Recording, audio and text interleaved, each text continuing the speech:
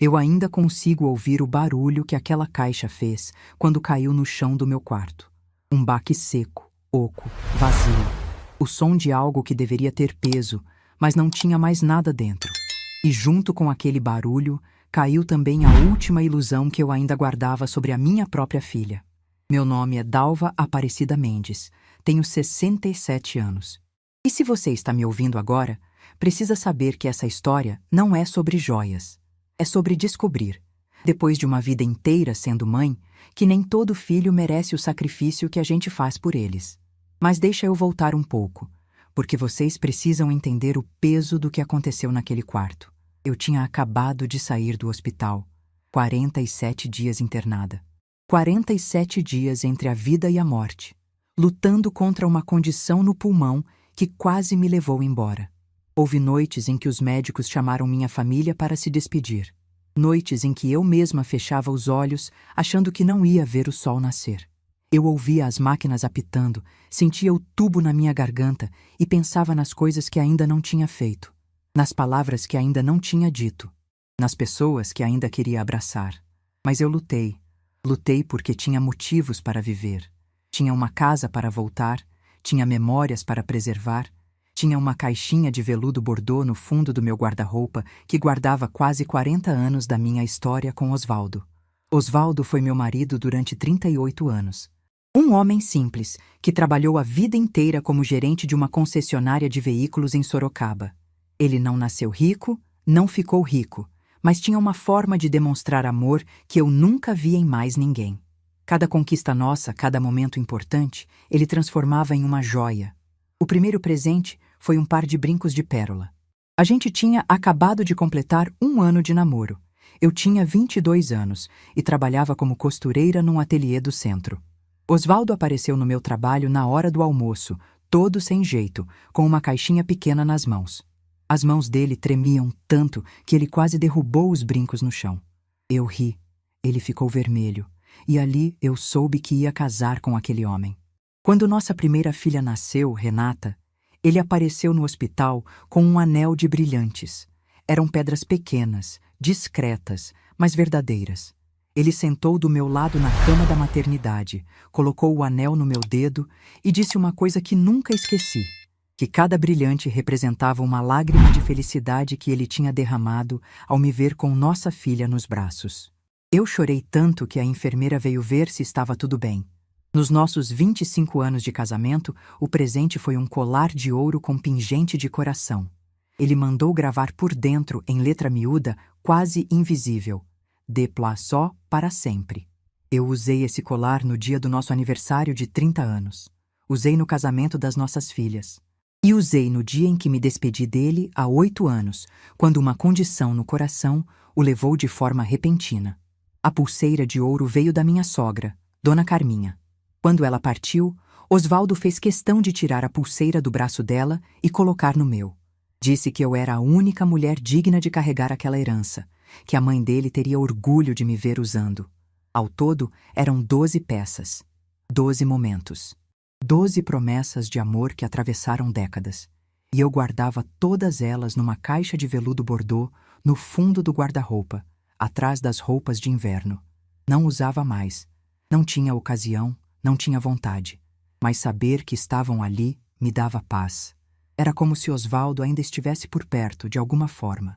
Como se eu pudesse abrir aquela caixa sempre que sentisse saudade e encontrar ele ali, em cada peça, em cada memória.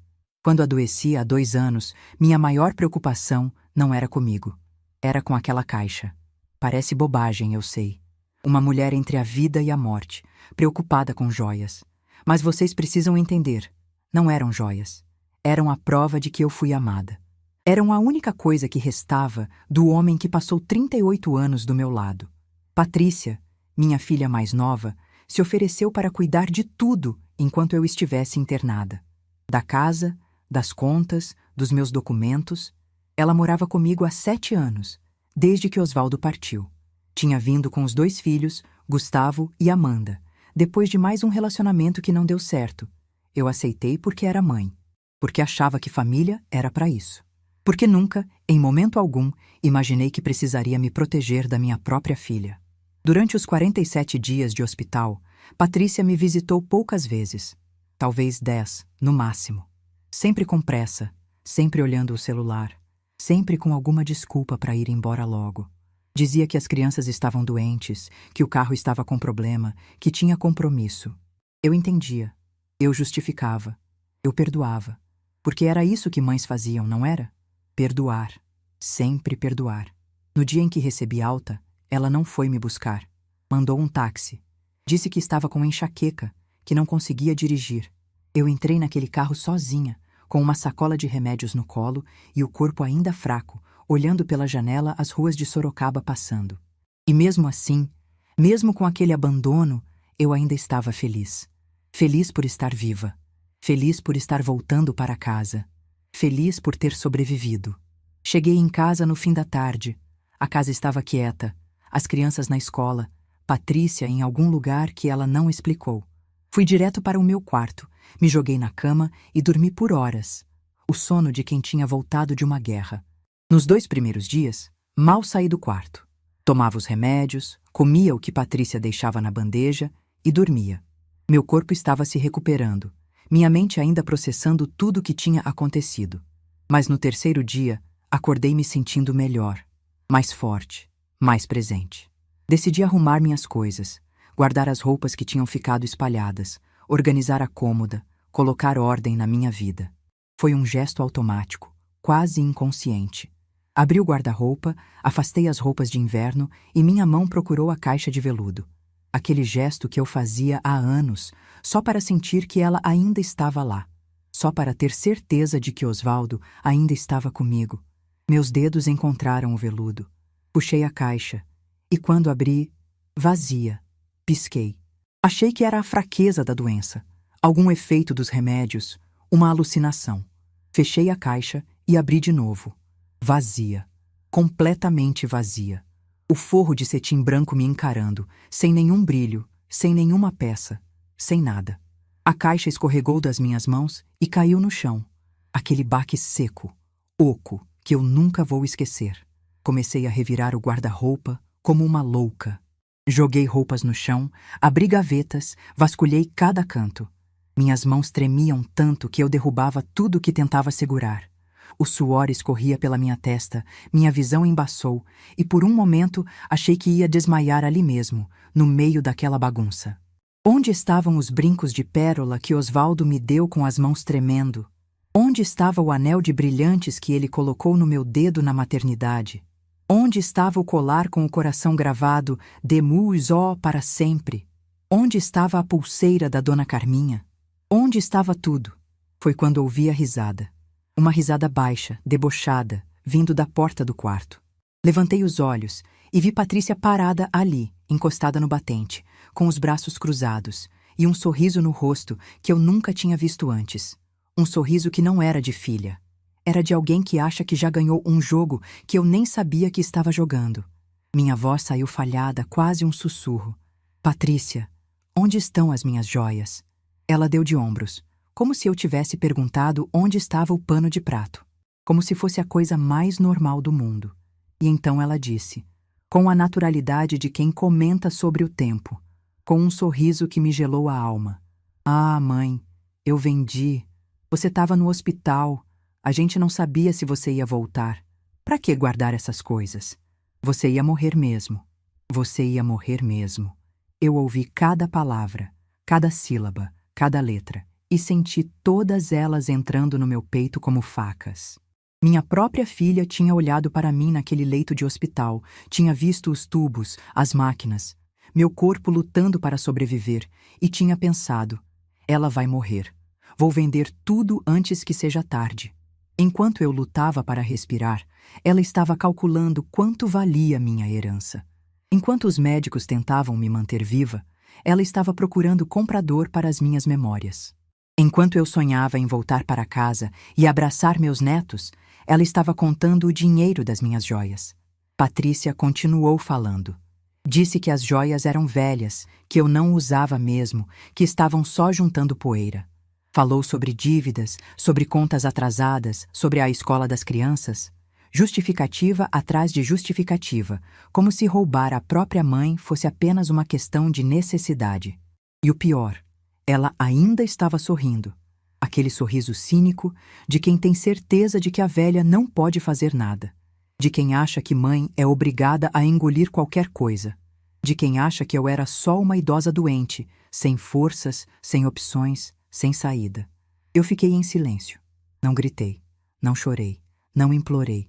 Fiquei parada no meio daquele quarto bagunçado, com roupas espalhadas pelo chão, olhando para aquela mulher que eu carreguei no ventre por 9 meses. Aquela mulher que eu amamentei durante 2 anos. Aquela mulher que eu sustentei, protegi, perdoei tantas vezes que perdi a conta. E não reconheci mais ninguém ali. O sorriso dela vacilou por 1 segundo. Acho que ela esperava gritos, lágrimas, desespero. Esperava que eu implorasse, que eu perguntasse como ela pôde fazer isso, que eu desabasse no chão pedindo minhas joias de volta. Mas eu não fiz nada disso. Respirei fundo, endireitei a coluna e disse, com uma calma que eu mesma não sabia de onde vinha: com licença, preciso fazer uma ligação. Saí do quarto sem olhar para trás. Ouvi ela me chamando, perguntando aonde eu ia, o que eu ia fazer.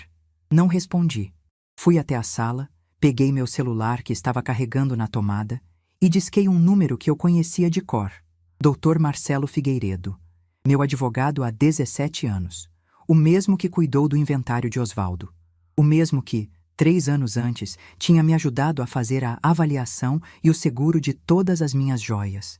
Cada peça descrita, fotografada, registrada em cartório. Tudo documentado. Tudo com valor atualizado. Patrícia não sabia disso.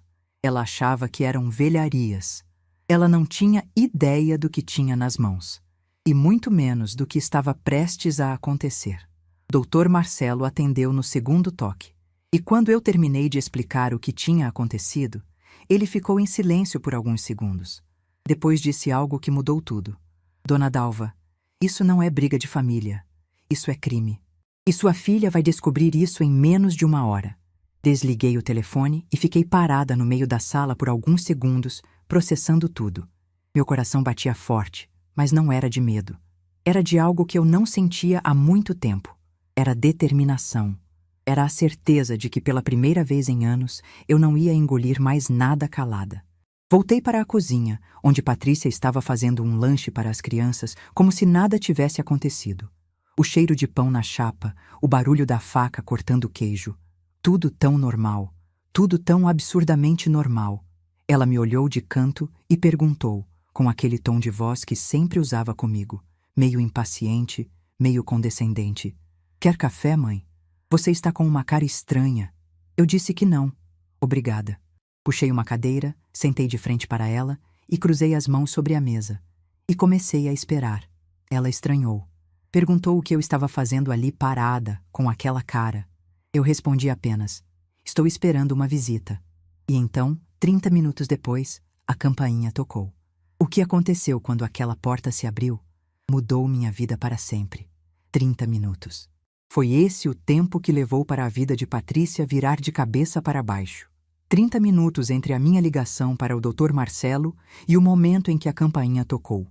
E durante cada segundo daqueles 30 minutos, eu fiquei ali sentada na cozinha, em silêncio, observando minha filha viver os últimos momentos da sua falsa tranquilidade. Ela não fazia ideia do que estava por vir. Patrícia continuou fazendo o lanche das crianças como se fosse um dia qualquer. Cortou o pão, passou manteiga, colocou o queijo.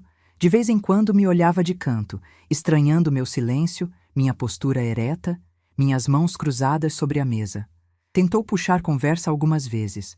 "Mãe, você não quer comer nada? Está pálida." Eu balancei a cabeça. "Não. O médico disse que a senhora precisa se alimentar bem." "Quer que eu faça uma sopa?" Balancei de novo. "Não." Ela bufou, aquele bufar impaciente que eu conhecia tão bem. O bufar de quem acha que está lidando com uma velha teimosa, uma velha que não entende nada, uma velha que deveria simplesmente aceitar as coisas como são. "A senhora está estranha. O que foi? Ainda está chateada por causa das joias?" Ainda está chateada. Como se eu tivesse ficado chateada porque ela comeu o último pedaço de bolo. Como se fosse algo pequeno, insignificante, que passaria com um pedido de desculpas e um abraço. Eu olhei para ela, olhei bem nos olhos e respondi com uma calma que me surpreendeu. Não estou chateada, Patrícia. Estou esperando. Esperando o quê? Antes que eu pudesse responder, a campainha tocou. Vi o corpo dela enrijecer por um segundo. Instinto, talvez. Aquele pressentimento que a gente tem quando algo está errado, mesmo sem saber o que é. Ela largou a faca em cima da pia, limpou as mãos no pano de prato e foi até a porta. Eu me levantei devagar, apoiando as mãos na mesa.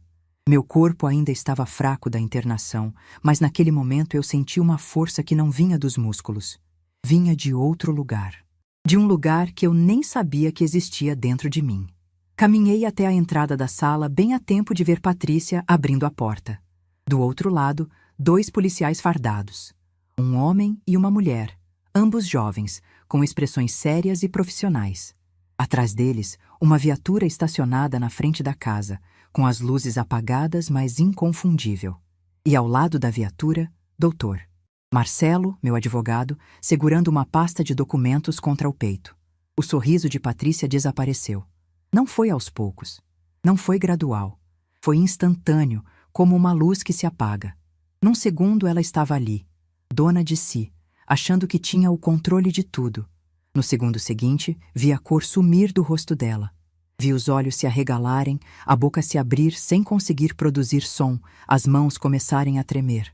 Ela olhou para os policiais, olhou para Dr. Marcelo, olhou para mim, e eu vi algo nos olhos dela que nunca tinha visto antes. Medo. Medo de verdade. A policial foi quem falou primeiro. Voz firme, direta, sem rodeios. Boa tarde.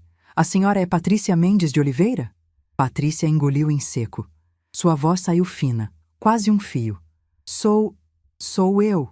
O que está acontecendo? Estamos aqui para registrar uma ocorrência de apropriação indébita de bens documentados. Podemos entrar? Patrícia não respondeu. Ficou paralisada na porta, bloqueando a passagem, como se achasse que impedir os policiais de entrar fosse fazer toda aquela situação desaparecer. Foi quando o Dr. Marcelo deu um passo à frente e falou: Dona Patrícia, eu sou o advogado da sua mãe. Recomendo que a senhora colabore. Essa situação já é grave o suficiente. Ela finalmente saiu do caminho, tropeçando nos próprios pés, e os policiais entraram. Dr. Marcelo veio logo atrás e, quando passou por mim, fez um leve aceno com a cabeça. Um gesto pequeno, discreto, mas que dizia tudo. Estou aqui, dona Dalva. Vai dar tudo certo. Nos sentamos na sala. Eu numa poltrona, Dr. Marcelo ao meu lado. Patrícia no sofá, de frente para os policiais que tinham ficado em pé. A cena parecia tirada de um daqueles programas de televisão sobre crimes. Só que era real. Estava acontecendo na minha casa, na minha sala, com a minha filha. O policial abriu um bloco de notas e começou a fazer perguntas. Nome completo, data de nascimento, relação com a vítima. Vítima. Aquela palavra ecoou na sala como um sino. Eu era a vítima. Minha própria filha tinha me transformado em vítima. Então Dr. Marcelo abriu a pasta que tinha trazido. Tirou de dentro uma série de documentos e foi colocando sobre a mesa de centro, um por um, enquanto explicava. Estas são as avaliações das joias que pertenciam à dona Dalva. Cada peça foi descrita, fotografada e avaliada em cartório há 3 anos para fins de seguro patrimonial. Temos aqui 12 itens, todos devidamente documentados. Ele pegou a primeira folha e mostrou para os policiais. Eu vi de longe a foto dos brincos de pérola que Osvaldo me deu no nosso primeiro ano de namoro. Par de brincos de pérola cultivada com acabamento em ouro, 18 quilates, valor de avaliação atualizado, R$ 7.200. Pegou a segunda folha. Anel solitário com diamante de 0,3 quilates, cravejado em ouro, 18 quilates, valor de avaliação, R$ 23.000. Patrícia arregalou os olhos, sua boca se abriu, mas nenhum som saiu. Dr. Marcelo continuou, folha após folha, foto após foto, valor após valor. O colar de ouro com pingente de coração, R$ 15.000. A pulseira que era da dona Carminha, R$ 18.000. Os brincos de safira que Osvaldo me deu quando completamos 30 anos, R$ 32.000. A cada número, eu via Patrícia afundar mais no sofá. Via o rosto dela ficar mais pálido, as mãos tremerem mais. Ela não sabia. Ela realmente não fazia ideia. Achou que eram bijuterias caras, velharias sem valor. Achou que podia vender por qualquer preço e ninguém nunca ia saber. Quando o doutor Marcelo terminou de apresentar todas as peças, ele juntou os documentos e disse, olhando diretamente para Patrícia: o valor total atualizado das joias é de R$ 183 mil. Sua mãe tem toda a documentação, incluindo o registro em cartório e apólice de seguro. A senhora vendeu bens avaliados em quase R$ 200 mil sem autorização da proprietária. Isso configura apropriação indébita qualificada, agravada pelo abuso de confiança. Patrícia finalmente encontrou a voz. Mas não era mais aquela voz debochada de uma hora atrás. Era uma voz desesperada, aguda, de quem vê o chão sumir debaixo dos pés. Eu não sabia que valia tudo isso. Eu achei que eram joias velhas, sem valor. Ela nunca usava, estavam lá guardadas, juntando poeira. A policial a interrompeu. Não saber o valor não a isenta de responsabilidade. A senhora admite que vendeu os bens? Patrícia olhou para mim. Pela primeira vez desde que tudo começou, ela me olhou de verdade, e eu vi nos olhos dela algo que me partiu o coração. Ela estava esperando que eu a salvasse, esperando que eu dissesse aos policiais que era um mal-entendido, esperando que eu fosse mãe, como sempre fui, e passasse a mão na cabeça dela mais uma vez. Mas eu não disse nada. Fiquei em silêncio, sustentando o olhar dela, deixando que ela entendesse. Dessa vez não. Dessa vez eu não ia perdoar. Patrícia desabou a chorar. Um choro feio, desesperado, cheio de soluços e palavras atropeladas. Disse que tinha vendido tudo numa loja de compra de ouro no centro da cidade. Que o dinheiro era para pagar dívidas. Que ela estava desesperada, que não tinha opção, que nunca quis me machucar. O policial perguntou quanto ela tinha recebido pelas joias. A resposta veio num sussurro. R$ 8 mil. R$ 8 mil. Quase 40 anos de memórias. 12 peças que valiam R$ 183 mil. Vendidas por R$ 8 mil numa loja de compra de ouro que provavelmente nem existia mais. Dr. Marcelo balançou a cabeça. A policial anotou algo no bloco. O policial, que estava em pé, cruzou os braços e disse: a senhora vai precisar nos acompanhar até a delegacia para prestar depoimento formal. Vai ser aberto um inquérito para apurar os fatos. Patrícia começou a gritar. Disse que não podia ir, que tinha filhos para cuidar, que não podia deixar as crianças sozinhas. Olhou para mim de novo, suplicando. Mãe, fala alguma coisa. Você não pode deixar eles me levarem. Eu sou sua filha. Eu me levantei da poltrona. Meu corpo doía, minhas pernas tremiam. Mas eu me levantei. Caminhei até onde ela estava, parei na frente dela e disse, com a voz mais calma que eu já usei na vida: você é minha filha. Eu te carreguei por 9 meses. Te amamentei por 2 anos. Te sustentei a vida inteira. E enquanto eu estava num leito de hospital, lutando para respirar, você olhou para mim e pensou: ela vai morrer, vou vender tudo. Você não me ligou para saber se eu estava melhorando. Você ligou para o preço do ouro. Ela tentou falar alguma coisa, mas eu continuei. As joias que você vendeu por R$ 8 mil eram a história do meu casamento. Cada peça era um momento que seu pai quis eternizar. Você não vendeu ouro e pedras. Você vendeu a memória dele. Você vendeu o amor que ele tinha por mim. E você fez isso sorrindo, achando que eu era só uma velha que ia morrer. Patrícia chorava tanto que mal conseguia respirar. Mas eu não senti pena. Pela primeira vez na vida, olhei para minha filha chorando e não senti vontade de abraçar, de consolar, de dizer que tudo ia ficar bem. Eu só senti cansaço. Um cansaço de décadas. Você perguntou se eu estava chateada por causa das joias. Não, Patrícia. Eu não estou chateada. Eu estou decepcionada. Decepcionada por ter criado uma filha que só enxerga valor naquilo que pode vender. Decepcionada por ter passado anos sendo usada e não ter enxergado. Mas essa Dalva que você conhecia, essa mãe que engolia tudo calada, ela ficou naquele hospital. Quem voltou foi outra pessoa. Me virei para Dr. Marcelo e disse: pode prosseguir com tudo. Eu quero que a lei seja cumprida. Os policiais levaram Patrícia para a delegacia. Ela foi chorando, gritando meu nome, pedindo perdão. Eu fiquei na porta, vendo a viatura ir embora, até ela desaparecer no fim da rua. Dr. Marcelo ficou comigo por mais 1 hora. Explicou os próximos passos, os prazos, o que eu deveria esperar. Disse que Patrícia provavelmente seria indiciada, que haveria audiência, que ela poderia ter que pagar o valor integral das joias mais indenização por danos morais. Quando ele foi embora, a casa ficou em silêncio. Um silêncio pesado, diferente de qualquer silêncio que eu já tinha sentido. Fui até a cozinha, vi o lanche que Patrícia tinha começado a fazer ainda em cima da pia. O pão, a manteiga, a faca, tudo abandonado no meio do caminho. Joguei tudo no lixo, cada pedaço de pão, cada fatia de queijo. Não queria nada que ela tivesse tocado. Nada que me lembrasse daquela cena normal, cotidiana, enquanto ela achava que tinha me roubado sem consequências. Lavei as mãos. Lavei 2, 3 vezes. Como se quisesse tirar de mim algo invisível, algo que tinha me contaminado durante anos sem eu perceber. Depois fui até o meu quarto. A caixa de veludo ainda estava no chão onde tinha caído. Peguei, coloquei em cima da cama e fiquei olhando para ela. Vazia. Completamente vazia. Mas pela primeira vez, aquele vazio não me doeu tanto. Porque eu tinha descoberto algo naquele dia.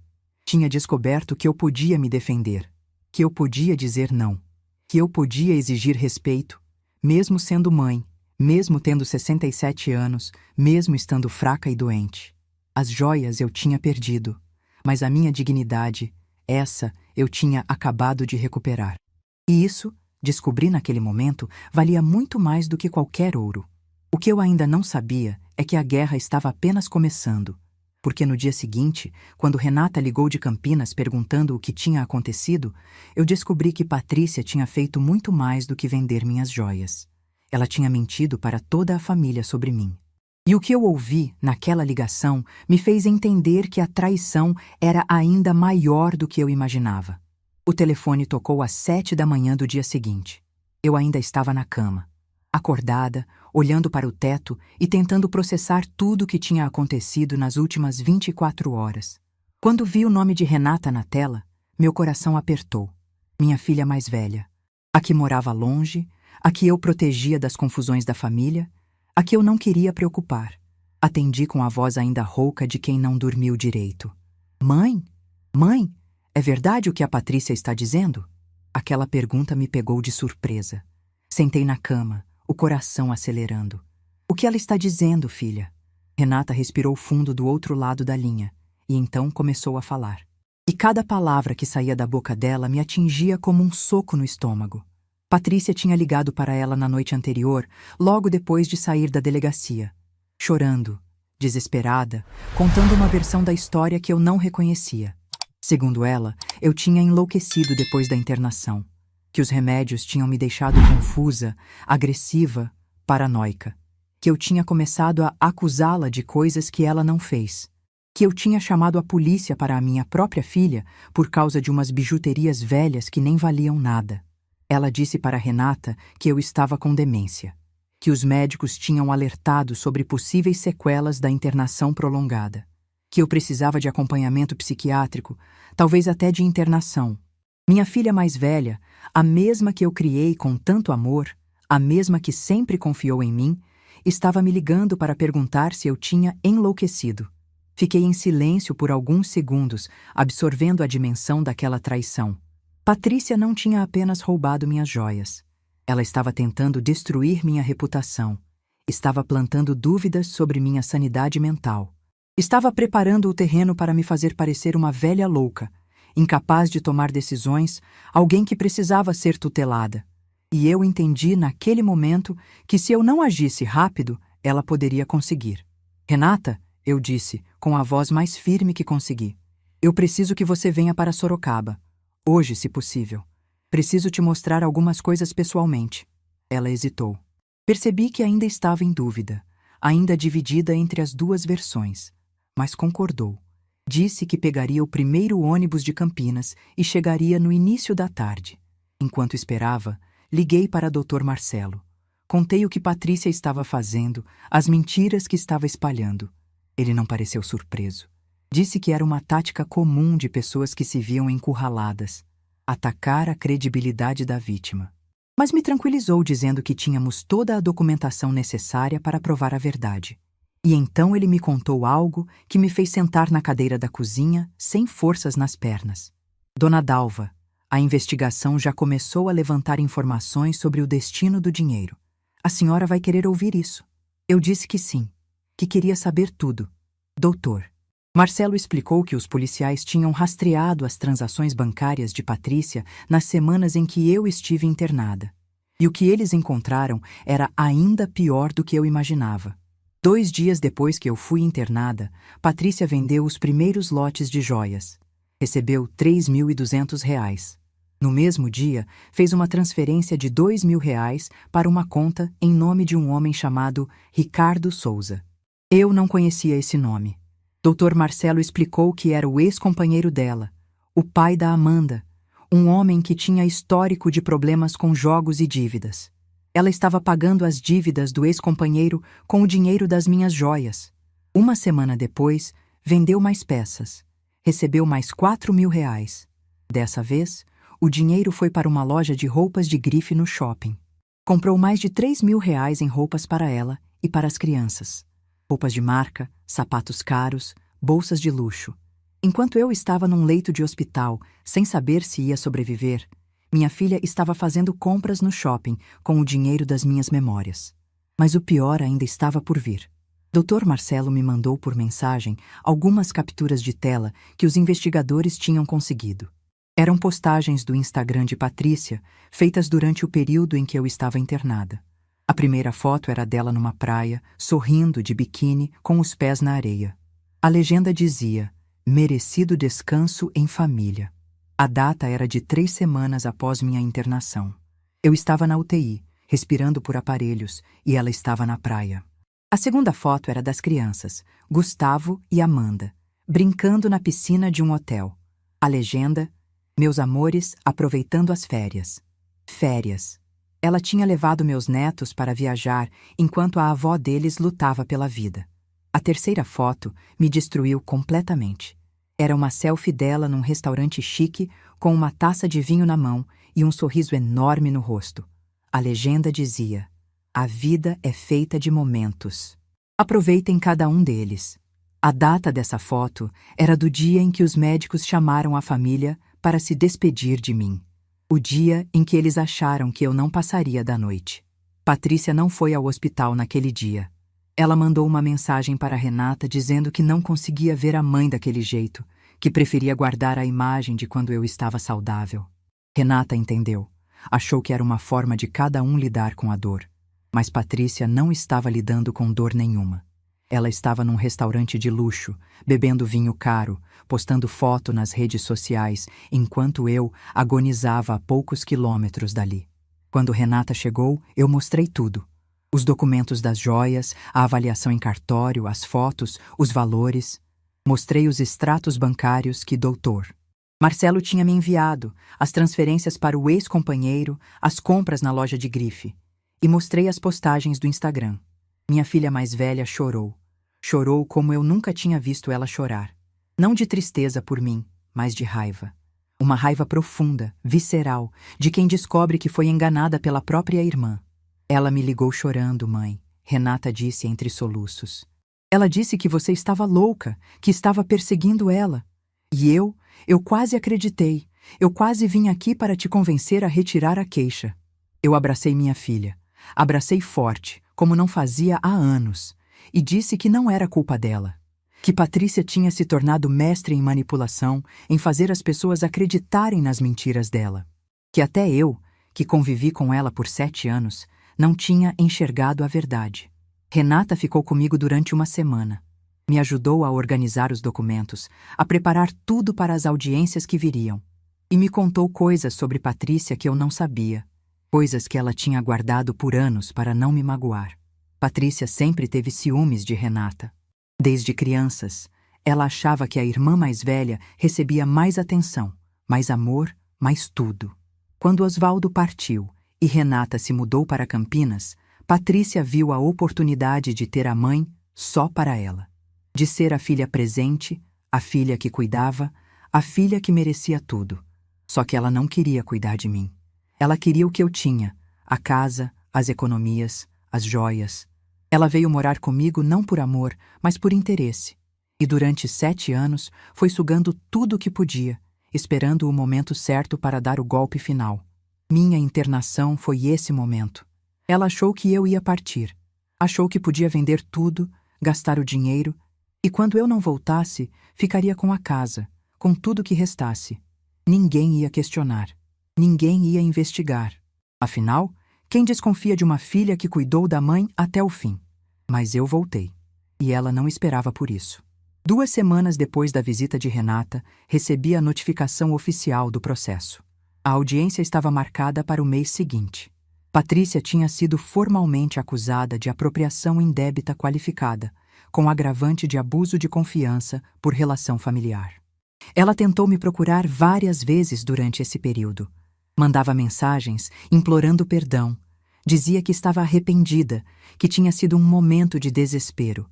Pedia para conversar, para resolver as coisas em família, sem envolver a justiça. Não respondi nenhuma mensagem.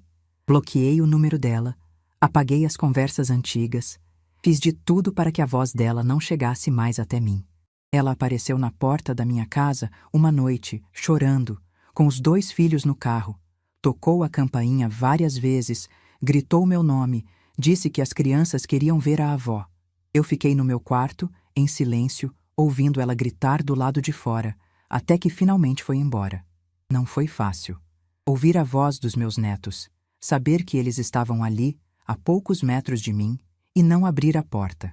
Mas eu sabia que se abrisse, se cedesse mais uma vez, tudo ia voltar a ser como antes. Eu ia voltar a ser a mãe que perdoa, a avó que aceita tudo, a mulher que engole qualquer coisa para manter a paz. E essa mulher não existia mais. A audiência aconteceu num dia frio de agosto. Dr. Marcelo me acompanhou, Renata veio de Campinas para estar ao meu lado. Patrícia chegou com um advogado que ela mal podia pagar, os olhos inchados, a aparência de quem não dormia há dias. Ela tentou me olhar quando entrou na sala, mas eu desviei. Não por raiva, por proteção. Porque eu sabia que se olhasse nos olhos dela, se visse a filha que eu criei, meu coração poderia amolecer. E eu não podia permitir isso, não depois de tudo. O juiz ouviu os 2 lados. Viu os documentos, as avaliações, os extratos bancários, as postagens de Instagram. Fez perguntas diretas para Patrícia, que se enrolava nas respostas, se contradizia, tentava justificar o injustificável. Quando ele perguntou por que ela tinha viajado para a praia enquanto a mãe estava internada em estado grave, Patrícia não soube responder. Balbuciou algo sobre precisar distrair as crianças, sobre não conseguir lidar com a situação. Mas as fotos estavam ali, os sorrisos estavam ali, as legendas, celebrando a vida, estavam ali. A sentença veio 3 semanas depois. Patrícia foi condenada a restituir o valor integral das joias, R$ 183 mil, parcelados em prestações mensais que comprometeriam sua renda por anos.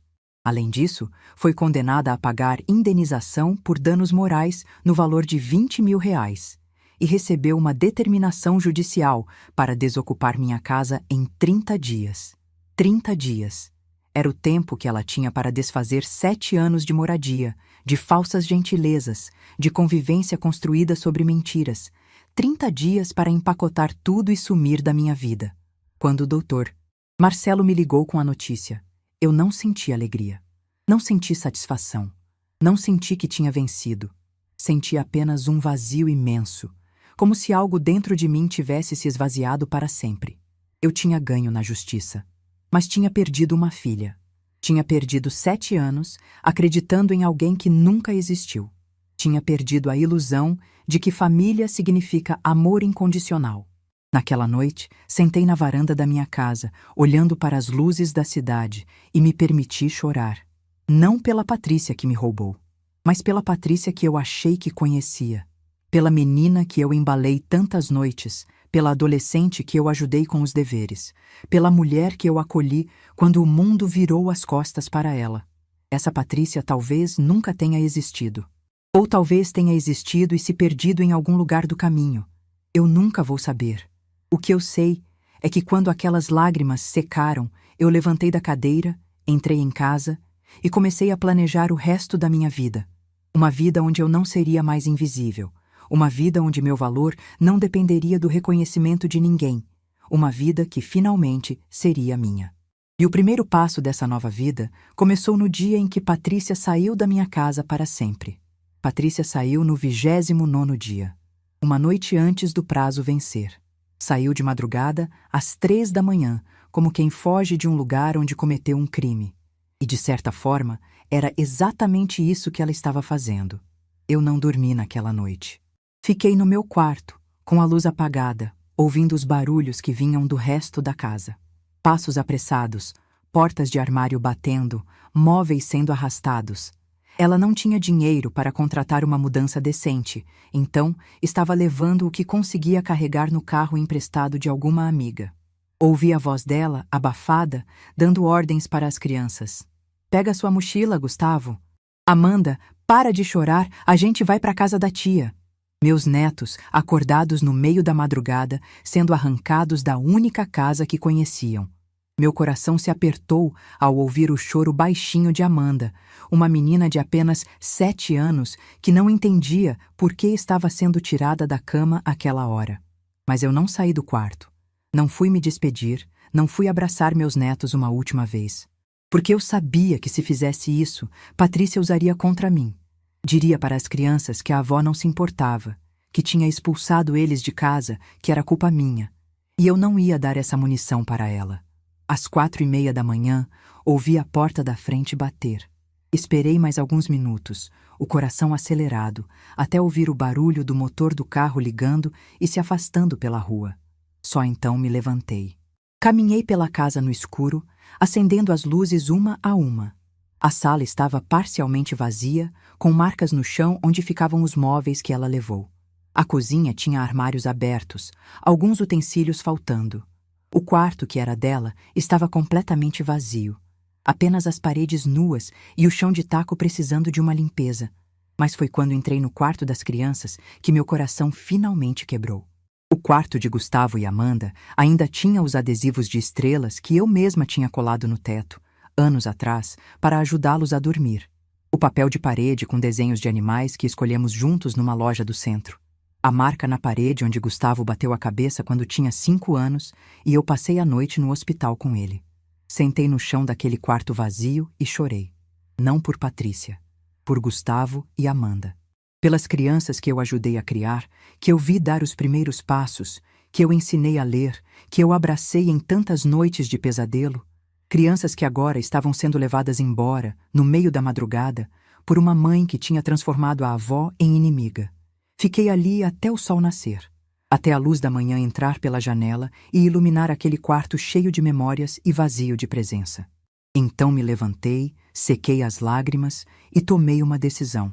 Eu ia reconstruir aquela casa, ia transformar cada canto que Patrícia tinha ocupado em algo novo, algo meu. Ia apagar as marcas da presença dela e criar um lar onde eu pudesse finalmente ser feliz. Liguei para Renata naquela mesma manhã. Contei que Patrícia tinha ido embora, que a casa estava parcialmente vazia, que eu precisava de ajuda para reorganizar tudo. Ela disse que viria no fim de semana, que ficaria o tempo que fosse necessário. Enquanto esperava, comecei sozinha. Fui até uma loja de tintas e escolhi cores novas para as paredes. Azul claro para a sala, porque sempre quis uma sala azul e Patrícia dizia que era cafona. Amarelo suave para a cozinha, porque me lembrava a casa da minha avó. E para o quarto que era dela, escolhi um verde menta que me transmitia paz. A vendedora da loja, uma moça jovem chamada Fernanda, me perguntou se eu ia pintar sozinha. Quando disse que sim, ela arregalou os olhos. Uma senhora de 67 anos pintando a própria casa. Mas me deu todas as dicas, me ensinou a preparar a parede, me vendeu os rolos certos. Saí daquela loja me sentindo mais viva do que tinha me sentido em anos. Comecei pela sala no dia seguinte. Cobri os móveis com lençóis velhos, forrei o chão com jornal e comecei a passar o rolo na parede. Meus braços doíam, minhas costas reclamavam, mas cada passada de tinta era como se eu estivesse apagando um pedaço do passado. Era como se cada camada de azul cobrisse uma lembrança ruim, Uma palavra maldita, um olhar de desprezo que eu tinha fingido não ver. Renata chegou no sábado e encontrou a sala pela metade. Ela riu quando me viu, de cabelo preso num coque bagunçado, respingos de tinta azul no rosto, completamente exausta, mas sorrindo. "Mãe, a senhora não muda mesmo", ela disse, me abraçando. Podia ter esperado eu chegar, mas eu não podia esperar. Precisava fazer aquilo. Precisava sentir que estava retomando o controle da minha própria vida. E cada parede pintada era uma prova de que eu ainda era capaz. Renata ficou 2 semanas comigo. Juntas, pintamos a casa inteira. Reorganizamos os móveis, compramos algumas peças novas para substituir o que Patrícia tinha levado. Ela me ajudou a transformar o quarto que era de Patrícia em algo que eu sonhava há muito tempo. Um ateliê de costura. Desde que me aposentei, eu fazia pequenos trabalhos de costura para as vizinhas. Ajustes em roupas, barras de calças, reformas de vestidos antigos. Era um dinheiro extra, mas mais do que isso, era algo que me fazia feliz. Eu sempre tive habilidade com as mãos, e a máquina de costura era minha companheira de décadas. Renata me levou para comprar uma máquina nova, mais moderna, com mais funções. Compramos uma mesa de corte, organizadores para os tecidos, uma arara para pendurar as peças prontas. Coloquei uma plaquinha na porta do quarto escrita à mão: Ateliê Dalva. No dia em que terminamos de montar o ateliê, sentei na cadeira em frente à máquina nova e chorei de novo, mas dessa vez eram lágrimas de alegria. Pela primeira vez em anos, eu tinha um espaço que era só meu, um lugar onde eu podia criar, trabalhar, me sentir útil e produtiva. As encomendas começaram a aparecer quase imediatamente. As vizinhas que já conheciam meu trabalho espalharam a notícia, e logo eu tinha uma fila de clientes.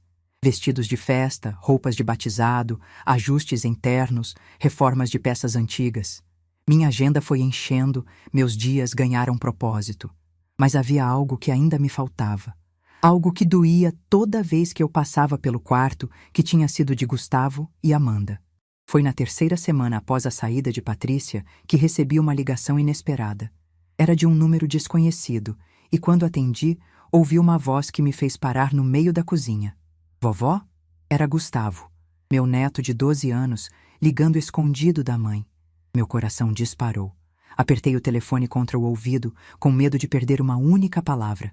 "Gustavo, meu amor, é você?" "Sou eu, vovó." "A mãe não sabe que eu tô ligando. Ela proibiu a gente de falar com a senhora." É claro que tinha proibido. Patrícia estava fazendo de tudo para me punir, inclusive usando as crianças como arma. "Meu filho, como vocês estão? Onde vocês estão morando?"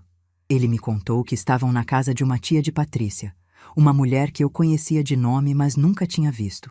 Disse que o lugar era pequeno, que ele e Amanda dividiam um colchão no chão da sala, que a mãe passava o dia fora trabalhando e eles ficavam sozinhos.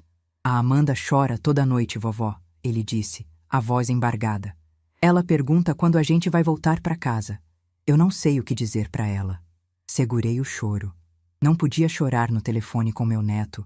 Não podia fazer ele se sentir pior do que já estava. Respirei fundo e disse: "Gustavo, escuta a vovó. Eu amo vocês. Isso nunca vai mudar, não importa o que a mãe de vocês diga. E eu vou fazer de tudo para ver vocês de novo, tá bom? Mas preciso que você seja forte. Preciso que você cuide da sua irmã até eu conseguir resolver essa situação."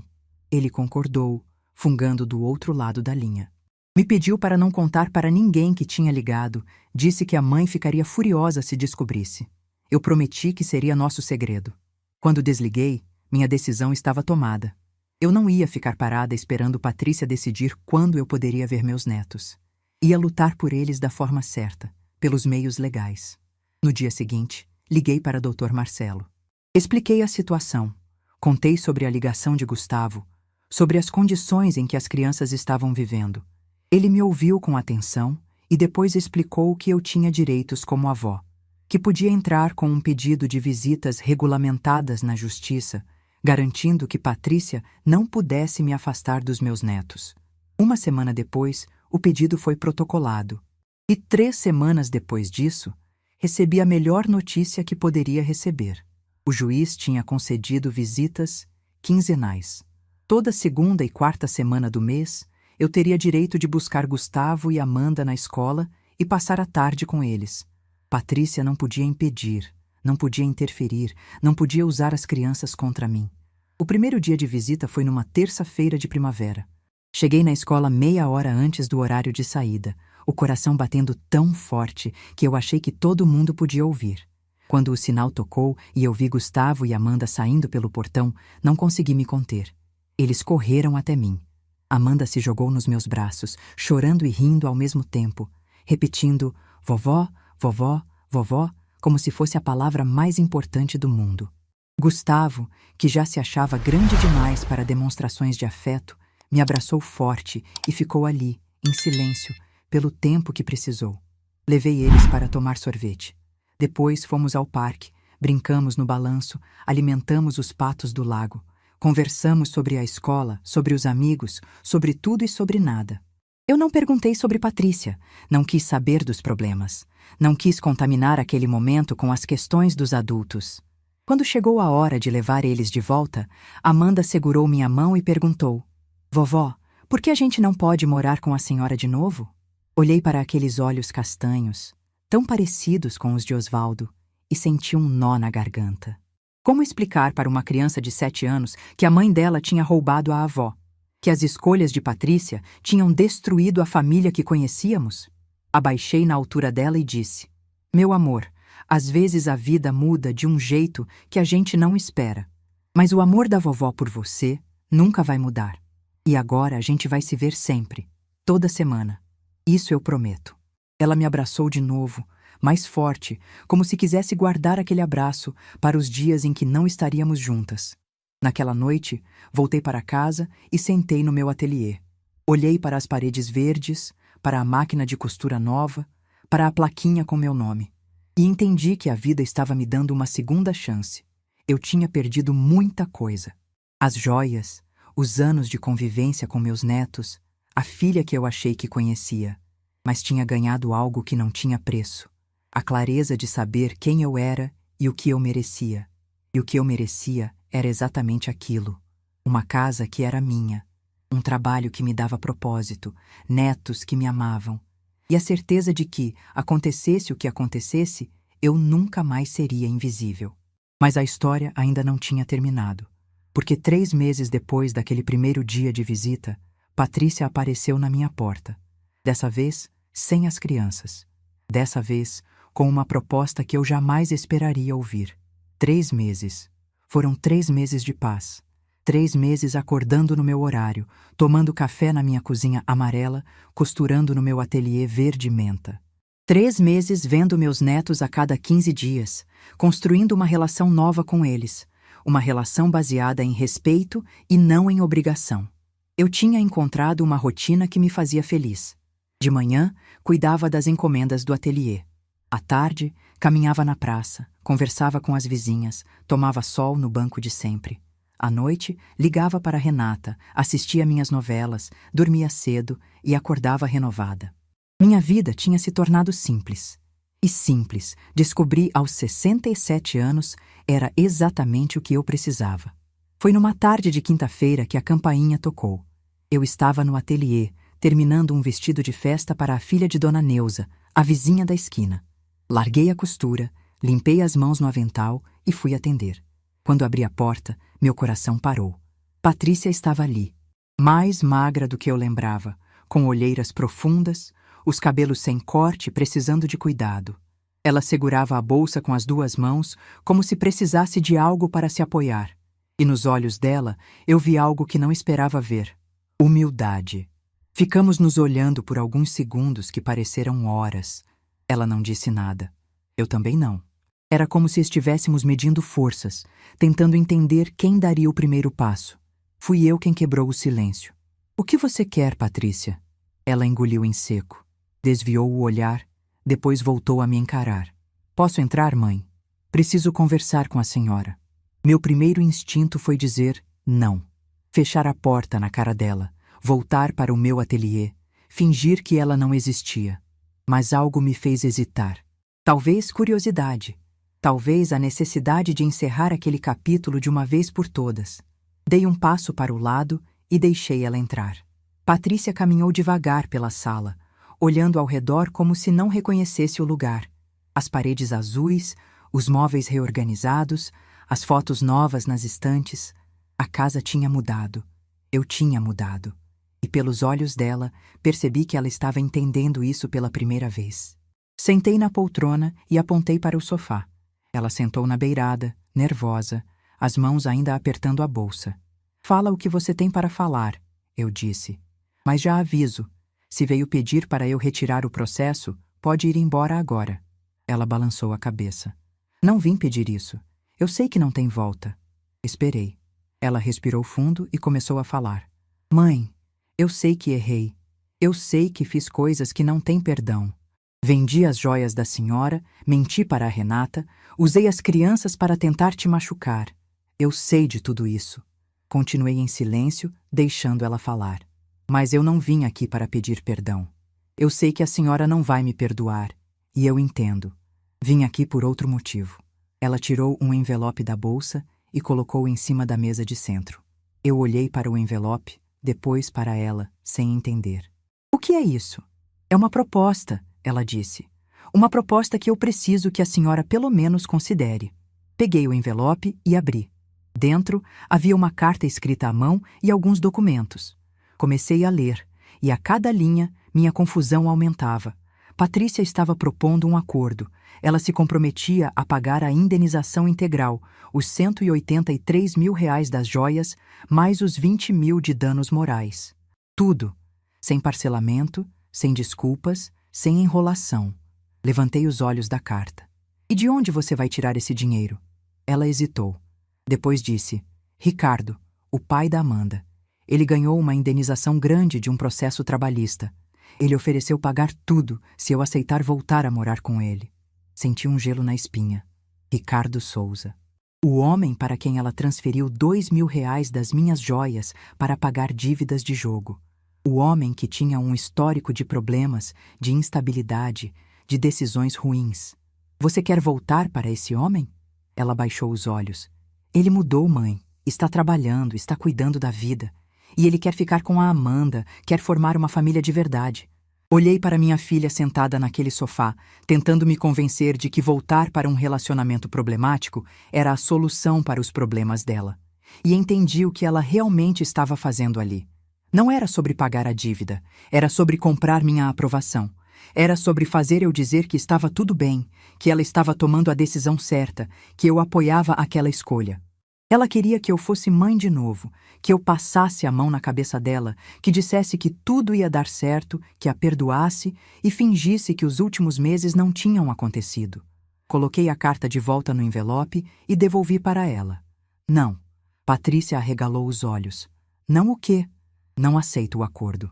Não quero o dinheiro do Ricardo. E não vou te dar a aprovação que você está procurando. Ela começou a falar, a se justificar, a tentar me convencer. Mas eu levantei a mão pedindo silêncio. Deixa eu te explicar uma coisa, Patrícia.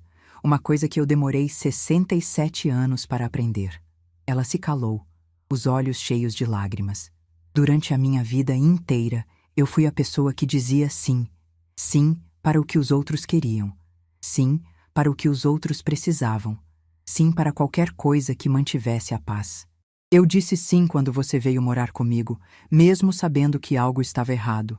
Disse sim quando você pedia dinheiro emprestado e nunca devolvia. Disse sim quando você tratava minha casa como se fosse sua e me tratava como se eu fosse invisível. Patrícia tentou interromper, mas eu continuei. E sabe onde todos esses sims me levaram? Para um quarto de hospital, lutando para respirar, enquanto minha própria filha vendia minhas memórias e postava foto na praia. Para uma caixa vazia no fundo do guarda-roupa. Para a frase mais cruel que alguém já disse para mim, você ia morrer mesmo. As lágrimas escorriam pelo rosto dela agora, mas eu não parei.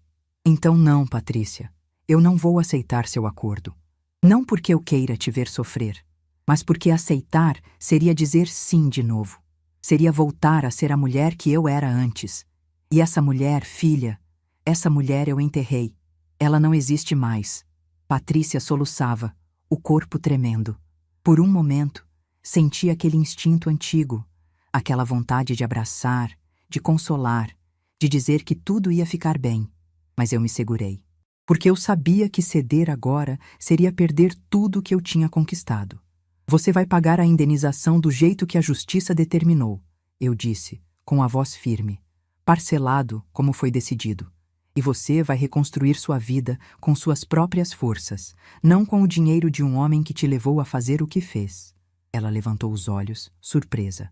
A senhora acha que foi culpa do Ricardo? Eu acho que você fez suas próprias escolhas, Patrícia. Ninguém te obrigou a vender minhas joias. Ninguém te obrigou a mentir para sua irmã. Ninguém te obrigou a postar fotos sorrindo enquanto eu estava numa UTI. Foram escolhas suas, e agora você precisa arcar com as consequências dessas escolhas. Ficamos em silêncio por um longo momento. Patrícia chorando baixinho, eu sentada na minha poltrona, mais tranquila do que jamais estive numa conversa com ela. Então ela perguntou, a voz quase um sussurro. E as crianças, mãe? Eu não posso nem trazer elas para te visitar fora do horário da justiça? Olhei para ela e vi pela primeira vez não a mulher que me roubou. Vi a mãe de Gustavo e Amanda. A mulher que, apesar de tudo, ainda era responsável por 2 crianças que eu amava. As crianças têm o direito de visita garantido, eu disse. E eu vou continuar vendo elas conforme a justiça determinou.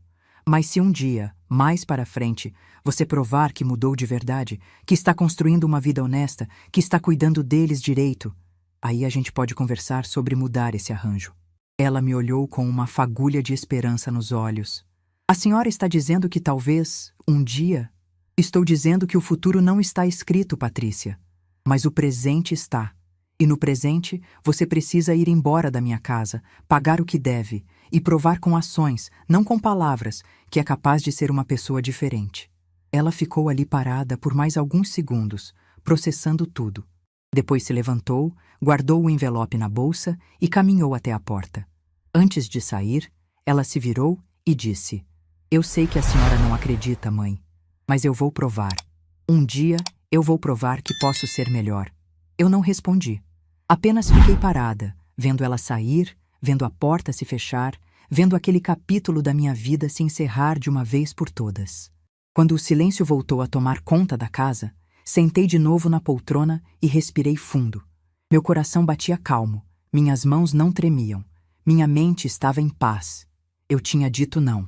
Pela primeira vez na vida, tinha dito não para minha filha sem sentir culpa, sem sentir que estava sendo uma mãe, sem sentir que estava destruindo a família. Porque eu finalmente tinha entendido uma coisa que deveria ter aprendido décadas atrás. Dizer não para quem nos machuca é dizer sim para nós mesmos. Naquela noite, liguei para Renata e contei tudo. Ela ficou em silêncio por um momento, depois disse que estava orgulhosa de mim, que eu tinha feito a coisa certa, que ela sempre soube que eu era forte, mas que agora eu finalmente estava mostrando isso para o mundo. Desliguei o telefone com um sorriso no rosto. Um sorriso que não era de felicidade completa, porque felicidade completa não existe quando a gente perde uma filha. Mas era um sorriso de paz, de quem sabe que fez o que precisava ser feito. Hoje, 1 ano depois daquela conversa, minha vida continua simples. O ateliê cresceu, as encomendas aumentaram, as vizinhas me indicam para todo mundo. Gustavo e Amanda me visitam regularmente e a cada encontro percebo que eles estão mais felizes, mais seguros, mais confiantes. Patrícia está pagando a indenização, mês a mês, como a justiça determinou. Não voltou para o Ricardo. Conseguiu um emprego numa loja do centro, está alugando um apartamento pequeno, está tentando reconstruir a vida. Não nos falamos, além do necessário para coordenar as visitas das crianças. E está tudo bem assim. Renata vem me visitar a cada 2 meses. Ficamos conversando por horas, relembrando histórias do passado, fazendo planos para o futuro. Ela me convenceu a fazer uma viagem com ela no ano que vem. Vamos conhecer Gramado, um sonho que eu tinha desde jovem e nunca realizei. Às vezes, quando estou sozinha no meu ateliê, costurando em silêncio, penso nas joias que perdi. No anel de brilhantes que Osvaldo colocou no meu dedo quando Renata nasceu. No colar com o coração gravado, Demassó, para sempre. Na pulseira da Dona Carminha. Essas joias nunca vão voltar. Estão perdidas em algum lugar, derretidas, transformadas em outras peças para outras pessoas. Mas o que elas representavam, Isso ninguém pode me tirar. O amor de Osvaldo está vivo em cada memória que guardo dele. E agora, está vivo também na mulher que me tornei por causa dele. Porque foi Osvaldo quem me ensinou que eu merecia ser amada. E foi a ausência dele que me obrigou a aprender que eu também precisava me amar. Aos 67 anos, depois de perder quase tudo, eu finalmente entendi o que significa ter dignidade. Não é nunca cair, é levantar toda vez que caímos. Não é nunca ser machucada. É não permitir que nos machuquem de novo. E não é nunca dizer não. É aprender que dizer não, às vezes, é o maior ato de amor que podemos ter por nós mesmos. Meu nome é Dalva Aparecida Mendes. Tenho 68 anos agora. E se você chegou até aqui comigo, precisa saber de uma última coisa. Essa história não é sobre joias. Não é sobre dinheiro. Não é sobre vingança. Não é sobre justiça. Essa história é sobre uma mulher que passou a vida inteira sendo invisível, que achou que amor significava sacrifício infinito, que engoliu desrespeito atrás de desrespeito porque tinha medo de ficar sozinha, e que, aos 67 anos, descobriu que estar sozinha era muito melhor do que estar mal acompanhada. Se você está passando por algo parecido, se está sendo tratada como invisível pela sua própria família, se está engolindo coisas que não deveria engolir, saiba que nunca é tarde. Nunca é tarde para dizer não. Nunca é tarde para exigir respeito. Nunca é tarde para escolher a si mesma. E nunca, nunca mesmo, é tarde para descobrir que você sempre mereceu muito mais do que estava recebendo. Se essa história tocou seu coração, deixe seu like, se inscreva no canal e comente aqui embaixo. No meu lugar, o que você faria? Sua mensagem pode iluminar o dia de alguém.